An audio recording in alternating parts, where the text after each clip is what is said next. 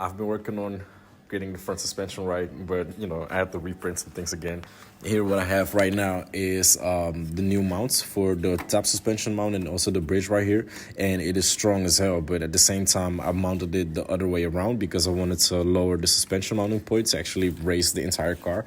A lot of explaining, I'm sorry, but it's just basically like intended to lift the right height of the car, but it doesn't fit anymore to kind of get the spring in between the lower wishbone and the top mount right here.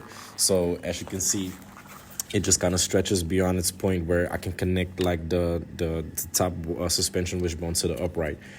So now I needed to reprint a new lower wishbone that has its connecting mount point just a little bit lower so that the whole wishbone gets a little bit adjusted and then it can actually fit everything. So those are also the components that I'm now actually printing. So this one is printing the wishbone like that one, and this is the upright also there.